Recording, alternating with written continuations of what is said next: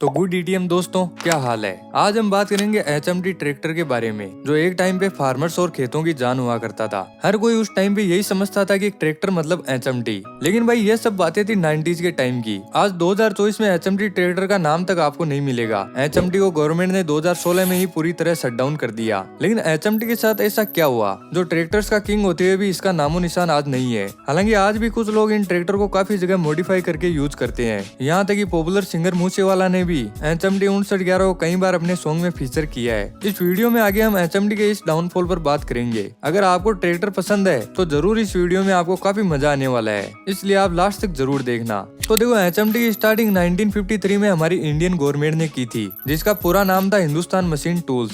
शुरुआत में ये इंडियन आर्मी के लिए टूल्स और पार्ट्स बनाती थी और साथ ही ट्रैक्टर्स के पार्ट्स और हेवी मशीन्स वगैरह भी। एचएमटी इस टाइम पे काफी अच्छा परफॉर्म कर रही थी, इसलिए गवर्नमेंट ने फिर 1961 में इसकी वॉच डिवीजन को इंट्रोड्यूस किया। लेकिन एचएमटी को वॉच बनाने में कोई खास एक्सपीरियंस नहीं था, इसलिए एचएमटी ने इसके सॉल्यूशन में जापानीज वॉच मेकर सिटीजन से कोलैब किया और अपनी फर्स्ट वॉच जनता को मार्केट में उतारा। ये वॉच काफी अफोर्डेबल और स्टाइलिश थी, इसलिए लोगों को खूब पसंद आई एंड धीरे धीरे एचएमटी वॉच डिवीजन भी गवर्नमेंट के लिए सक्सेसफुल रहा। अब एचएमटी तो बढ़िया ग्रोथ कर रही थी, लेकिन गवर्नमेंट ने देखा कि एग्रीकल्चर में फार्मर अभी भी पीछे है, क्योंकि उनके पास प्रॉपर टूल्स की कमी थी, जिसका रीजन था ट्रैक्टर्स का अफोर्डेबल ना होना। उस टाइम मार्केट में ट्रैक्टर्स को लेके काफी कमी ऑप्शन थे, जैसे कि आइजर, महिंद्रा या स्कॉट। इन सब के ट्रैक्टर थोड़े एक्सपेंसिव भी थे एंड फिर इसी प्रॉब्लम का सोल्यूशन करने के लिए ईयर 1971 में एचएमटी ने अपना फर्स्ट ट्रैक्टर लॉन्च करने की सोची और इसके लिए उसने उस टाइम की पॉपुलर ट्रैक्टर कंपनी जीटर के साथ कोलैबोरेशन किया, क्योंकि जीटर के ट्रैक्टर उस टाइम काफी ड्यूरेबल और रिलायबल माने जाते थे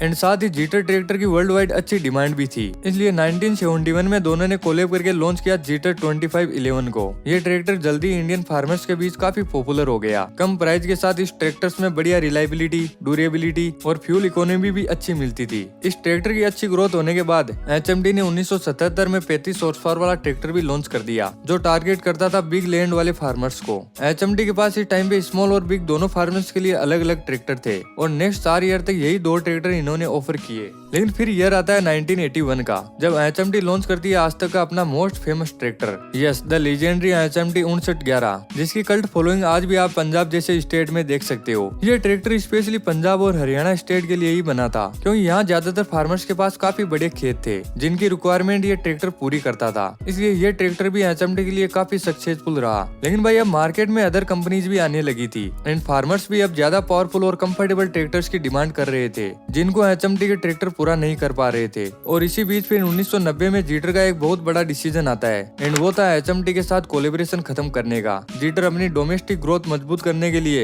एचएमटी से सेपरेट हो गया, जिसके बाद एचएमटी अब पूरी तरह अकेला था। लेकिन एचएमटी ने अभी भी हार नहीं मानी। एक तरफ अदर कंपनीज फार्मर की नीड पूरी करने के लिए मोस्ट पावरफुल ट्रैक्टर बना रही थी, वहीं दूसरी तरफ एचएमटी इसका जवाब देने के लिए पूरी तैयारी कर चुकी थी। उसने इसके जवाब में अपना 65 हॉर्स पावर वाला ट्रैक्टर लॉन्च किया, जिसका नाम 6522 था। और सिर्फ यही नहीं, एक दूसरा ट्रैक्टर 75 HP का भी लॉन्च किया, जिसमें एचएमटी ने किर्लोस्कर ग्रुप का इंजन यूज किया था, जो आपको पता हो तो टोयोटा ओन्ड कंपनी है। हालांकि एचएमटी ने फार्मर्स को पावरफुल ट्रैक्टर तो दे दिए, लेकिन कंफर्ट, इफिशियंसी और फीचर्स फार्मर्स की इन नीड को एचएमटी अभी भी पूरा नहीं कर सकी, जिसमें बाकी प्राइवेट ट्रैक्टर कंपनीज काफी अच्छा कर रही थी, जैसे कि Sonalika, John Deere and New Holland. इन सब के ट्रैक्टर काफी मॉडर्न और पावरफुल थे, जिन्होंने बहुत जल्द एचएमटी का पूरा मार्केट कैप्चर कर लिया और वो एचएमटी से आगे निकल रहे थे। पर भाई ये बात नहीं है कि एचएमटी ने खुद को सेव करने की कोशिश नहीं की। एचएमटी ने 1985 के बाद से ही अपनी रिसर्च एंड डेवलपमेंट पर काम करना शुरू कर दिया था। लेकिन एचएमटी एक गवर्नमेंट ओन कंपनी थी, इसलिए इसे इन्वेस्टमेंट नहीं मिला। फंड की कमी के कारण एचएमटी सही रिसर्च नहीं कर सकी, जिसके कारण कंपेटिटर कंपनीज उससे आगे निकल गई। एंड इसके अलावा एचएमटी ने सही फैसले लेने में भी काफी देरी की। जहाँ प्राइवेट कंपनीज में डिसीजन लेने पर कम टाइम लगता है, वहाँ एचएमटी एक गवर्नमेंट कंपनी होने के कारण सही टाइम पर डिसीजन नहीं ले पाई, जिसके कारण एचएमटी ने मार्केट में अपनी पकड़ खो दी। अक्सर दोस्तों गवर्नमेंट ओन कंपनीज का यही हाल होता है, क्योंकि इनको टाइम पर इन्वेस्टमेंट फंड मिलता नहीं है और सही डिसीजन भी ये टाइम पर नहीं ले पाते। जो एचएमटी एक टाइम पे अच्छी खासी पॉपुलर ट्रैक्टर कंपनी थी, वो आज इन सब के कारण ही शट डाउन हो गई।